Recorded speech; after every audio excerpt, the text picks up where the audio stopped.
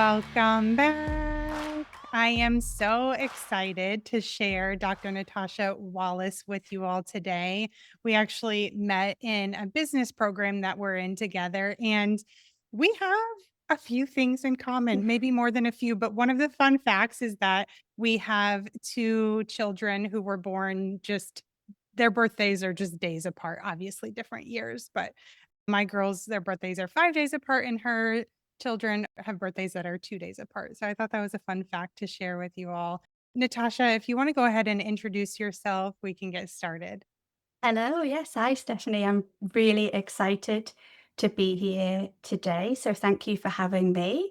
I am Dr. Natasha Wallace, a clinical psychologist based in the UK. Yeah, I support women, working mums who are overwhelmed with the juggle, who are, feeling drained, drowning in guilt, feeling not good enough in any area of their lives.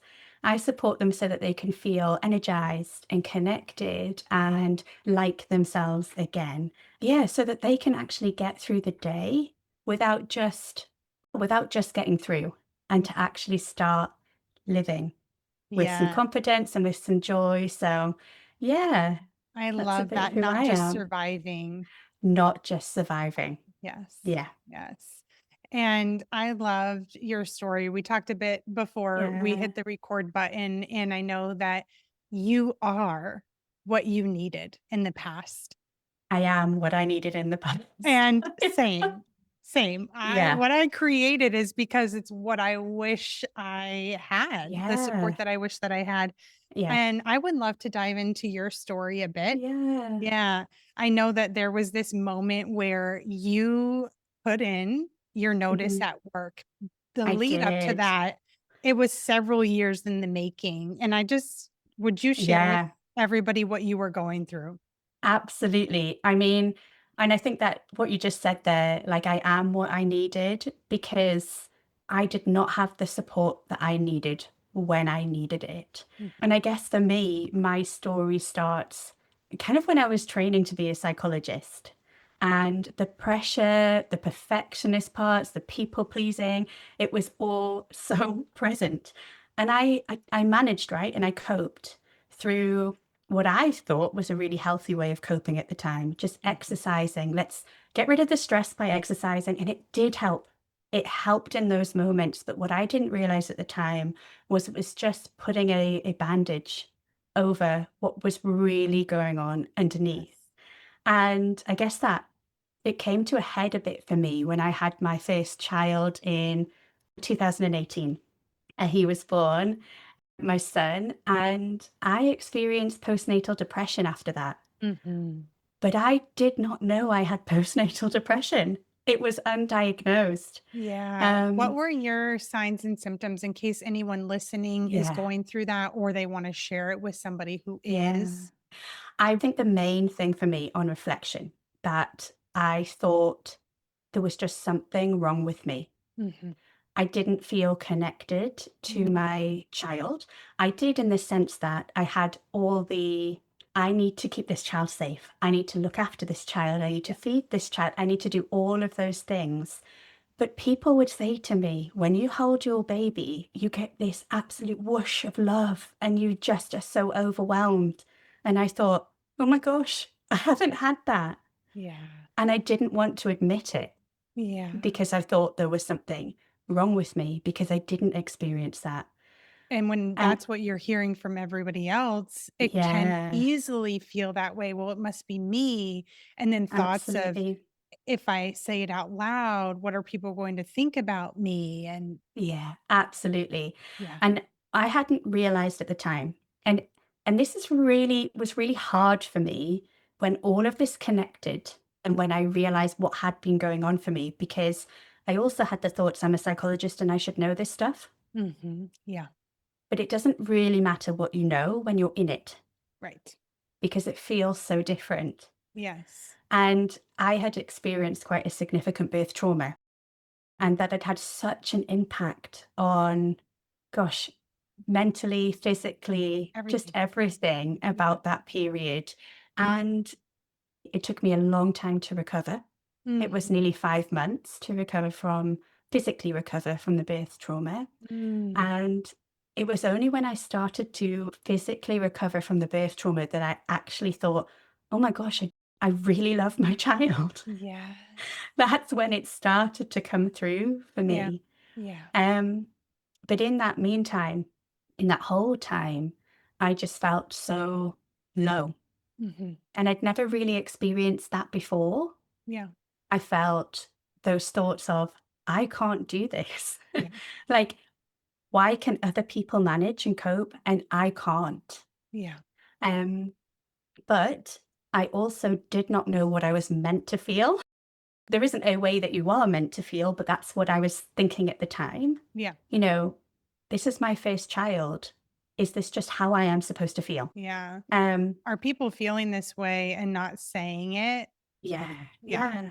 Yeah. And I also think something that an experience I had with a healthcare professional. And there are some amazing, amazing healthcare professionals out there. But unfortunately, the experience that I had when I had my checkup, so in the UK, you have like a 6 week We do too. checkup with it, yeah, Yeah. was a questionnaire that they went through and they assumed that I was managing. And they said, "Oh, this is about mental health, also about kind of the domestic situation Support. is with." Same Yes, for yeah. us. Yes. And they just assumed, they said, "Oh, but you live in this area and you're a psychologist, so you're fine." And that was their words. And I Yeah. thought, well, I now can't tell you that I'm not. Yeah. Um, Tasha, I can relate yeah, actually. After my second, I was not okay. yeah, I know I told you a bit before, yeah, in the 4 weeks, following birth, I got sick yeah. 3 no, I'm sorry, 3 times, 1 mastitis with a fever, full Mm, body hives, I'd never had them before, and then when I went to my 6-week checkup, they were trying to tell me I was fine, and they're yeah, like, "Okay, well, you have a supportive husband, this and that," yeah. and I'm like, "I don't feel okay." Yes. Yeah. Be like, Yeah, I'm not okay. And I'm trying to verbalize that as yeah, well as I can. But in those moments, it felt a bit shameful, yeah, actually, that I yeah, didn't and that I should manage. mm, Um, a really tricky year. And it was only after the first year when my son turned 1, when things started to feel like they were getting better, that I could reflect and see that that was not okay.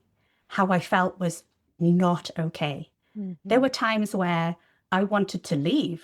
I thought, I think I need to go, not leave my child. I was like, no, maybe I take him with me and I just go. That was not okay. That was a really, really tough year. But then I went back to work. You get up to a year off in the UK, so I took that whole time. Yeah. I went back to work. I work in the NHS in the UK, which is the National Health Service. And that was fine. I say it was fine. That's interesting that I say it was fine. It wasn't fine. wasn't mine. That wasn't fine. Trying to juggle work, being a parent, and recovering from postnatal depression, because just Yeah, because it was a year doesn't mean that it had gone away. It was yeah, just things were getting better. yeah, Then I got pregnant with my second child, and she was born, we were talking about this earlier, but she was born in February of 2020. And in the UK, that was 3 weeks before COVID hit. yes, Yeah. And I planned everything because I said, this is before COVID. When I was pregnant, I thought, I'm not having that same experience. no, I am not. I know what postnatal depression looks like. I know what it feels like. I'm not doing that again. So yes, I had planned the childcare for my 2-year-old. yes, I'd planned same. all the baby classes. Because of the birth trauma, I chose to have a C-section. Okay, I had taken, what I realize now was taken control yeah, in as many ways as I possibly could. And then COVID and then the hit. universe said, And "Mm-mm." yeah.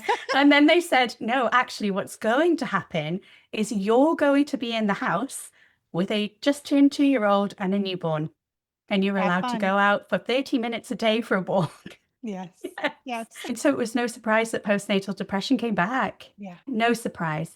But so much harder this time because I was so limited. I couldn't go out to the classes. I couldn't meet up with friends. yeah, The things that you might do mhm, to try to help yourself. yes, You talk about your body. yeah, the same thing happened for me. She was 6 months old and I got diagnosed with an autoimmune Yeah. skin condition. The hospital, what the doctor said was due to the stress. Stress. Yep. Yeah. That's what mine was. Yeah. Yeah. And so not only mentally did I feel like I was losing my mind, Yeah. Yep. which I think a lot of people probably did, and that it was a hard time for everybody. Yes. But physically, my body was also saying, we're not okay. Yeah. And my husband was in the house sometimes, but he was able to go out to work. So Mm. he had a little bit of separation and, Yeah. the impact on that on every area of your life, really. Seriously. Yeah, It was such a hard time. it's such a hard time. And now that we're 5 years on, I do look back and I think, oh my gosh, that was a really traumatic time. I Mm. did not enjoy. I loved my child. I love my Yes. baby. I did not enjoy having a baby at that time. I can relate to that Yeah. because I would say pretty early on, like before she was even 10 weeks old. So we are locked in the house too, can't Yeah. do anything. I like to socialize and get out. And Mm. so she's just weeks old. And I'm like, I want to go back to work. And it was really a way to distract from how terrible I was feeling. And I had a lot of unpaid time off. So I'm like, I'm not making Mm. money and I'm miserable. And I might as well be miserable and make money. Yeah. Well, it helps, doesn't it? I got 6 weeks paid and was just yeah, so I can relate Yeah. to I can't remember what line you said, but as soon as you said it, I was like, "Oh, I so felt that." And I don't think it's talked about enough, Mhm, actually. mhm. Oh, not Um, enjoying it. Yes, yes, that's Not enjoying it. Yeah. And it's okay not to enjoy yeah. it. Doesn't make you a bad what I know now. It Yes. doesn't make you a bad person. It doesn't make you a bad mum. Not at There all. are reasons why you feel that way. Yes, And it's absolutely. yeah. So that was another hard year. But because I can't remember what they call them, frontline worker, I was able to go back to work because I was a healthcare professional. I was Mm, able to go back to work after a year, when lockdown was easing, but we still, in the UK, we had another lockdown and then, it was so much. we didn't know what we were doing. Yeah. A lot was happening. But I went back to work and I actually went back to work to a fairly new job that I'd had for a few months before I went on maternity leave. Ah, And that was when I realized that it was a mistake. yeah, But I wanted to work, yeah. but in the environment that I was working in, my perfectionist parts were in overdrive because I thought, I'm not doing good enough at work, I'm not doing good enough at home. And how do I make it Do work it and all. make it perfect everywhere? Yeah. Yeah. And then I was thinking, well, work are asking me to do more, even though I'm only part time. So I should just say yes. That's what Mm, I should do. I should just say yes. And the pressure I was putting on myself yes. to do everything that I needed to do in work and that was being asked from me, and also be the what I thought was a present good mum. Oh, and be a wife Oh, that and too. have a social life and all of the other things that we are juggling Yeah. um, was too much. And I was unfortunately in a service where I wasn't able to do my job in a way that felt morally and ethically right. I did hit burnout Yeah. and I had to hand, and this is what you were talking about earlier, Stephanie. I had to hand my notes in. Yeah. I handed my notes in, no job to go to, 3 months to figure it out. And Yes. that was a real turning point for me Yeah. in my life. Can I ask you, for you, Yeah. burnout, what were the signs and symptoms in case someone Yeah. listening is Yeah. wondering, am I in burnout too? Because gosh, I feel like I am. Yeah. Not me, but in case Yeah. somebody, yeah, Well, it can look differently for everybody, yeah. but I questioned if I was in burnout because I was still functioning in the Hmm. sense that I was a mum. I couldn't just not be a mum. I Right. couldn't, you know? So I was functioning in that sense, Yeah. but it wasn't exhaustion that sleep would fix. It Yes. was deep, deep internal, kind of Yeah. visceral exhaustion. That was the main kind of sign for me. Yeah. I was in tears and my anxiety was, Yeah. and I don't really consider myself too much to be hugely anxious. Yeah. Since I've had children, that I've definitely felt that more. Before I'd handed my notice in, and even afterwards, my anxiety was through the roof. And I was tearful a lot. So for me, the burnout wasn't, I can't kind of get out of bed because I didn't have a choice. No. Didn't have a choice. Right. So I was still functional. Yeah, but like, my body was shutting down. I'm really glad that you honored yourself in that Mm, moment. You literally yeah. gave it your all. I don't wanna do this anymore. Yeah.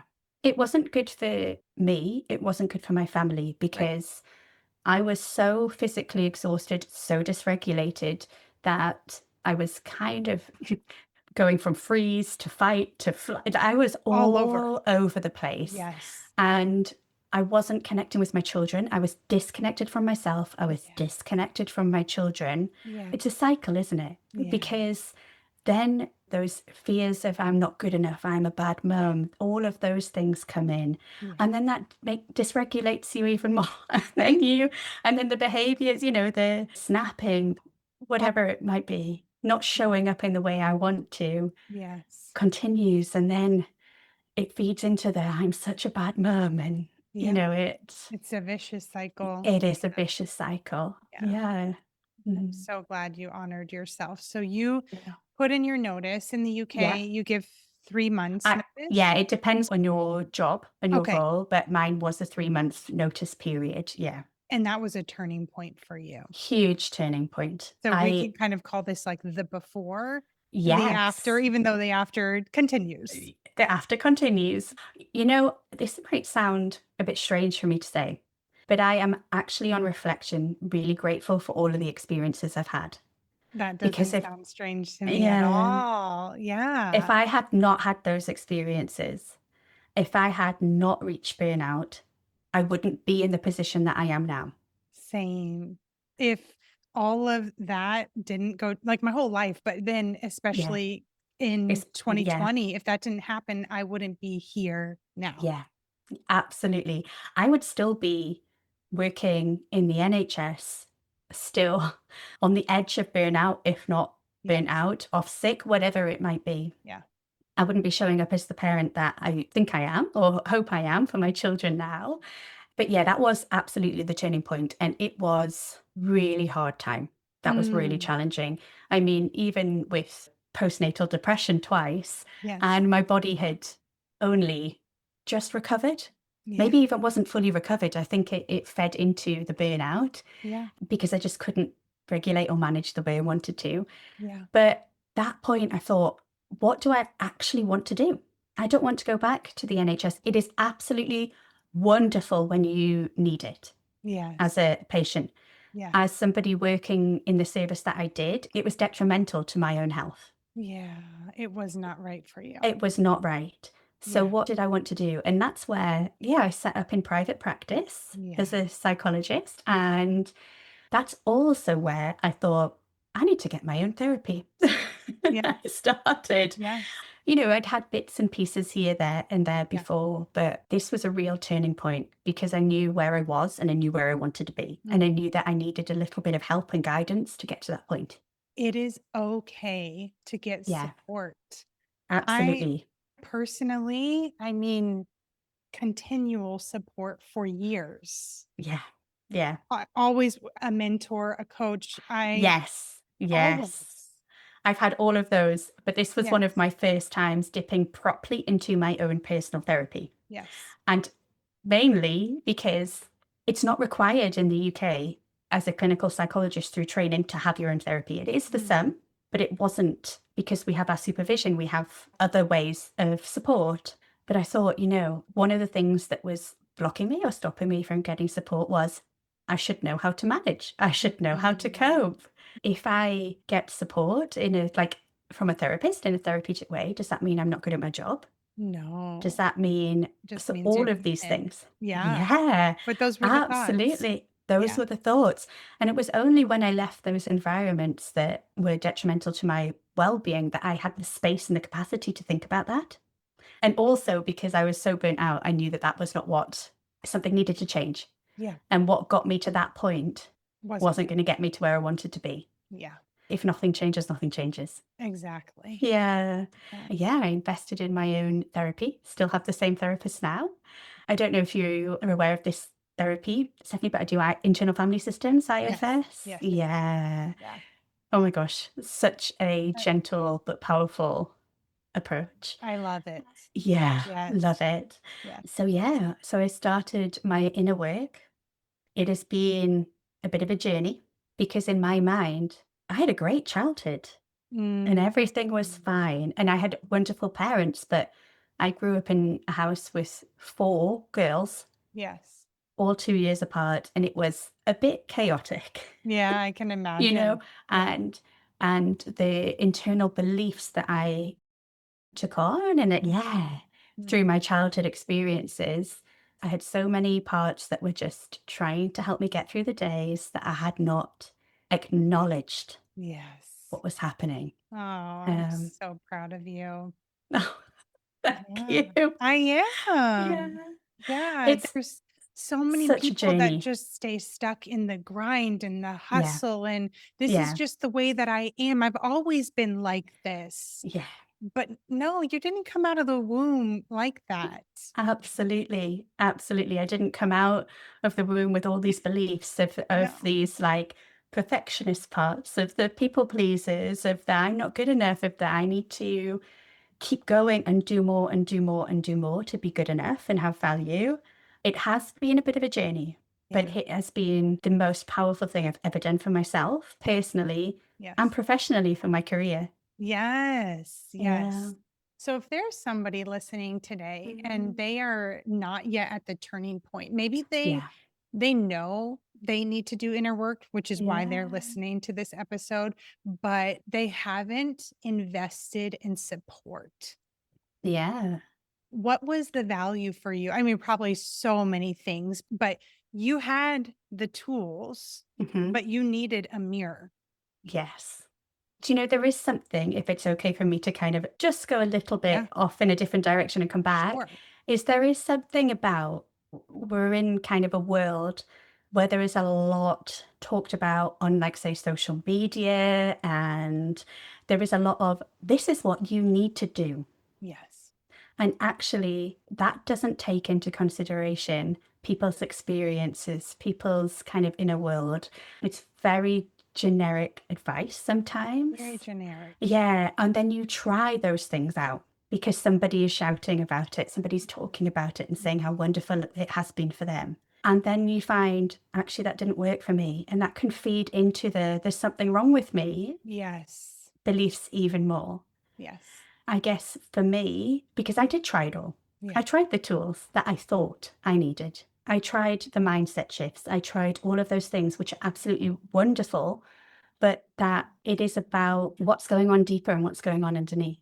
Yes. So Mhm. there is something about, for me, the benefit of having somebody and doing this work with them was really helped me to reconnect with myself and all of those parts of me.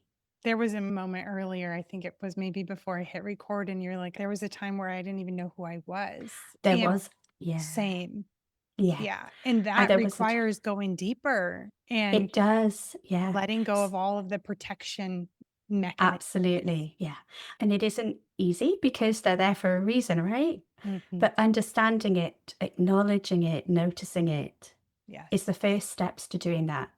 Yeah. And when you're in that space, you really can feel like there is no light at the end of the tunnel. Mhm. And it isn't about, I did something major. I handed my notice in. It's not about big life changes. It's not about overhauling everything. Yeah. It doesn't It's about have to be. It doesn't have to be. I had to. I was in a place where I had no choice, Yeah. but it doesn't have to be. It just starts with those small steps, the small steps of reconnecting with yourself, of telling yourself and all those younger parts in you that you matter. Mm. Absolutely. So, is there anything else that you want to share about your story? Mm. I don't think so. I just hope that it can help other women who maybe feel that they can resonate or relate in any way Yeah. to Yeah. know that it won't always feel like this It will not. and they're not alone. Yeah. So long as you take action and get Yes. support. Yes.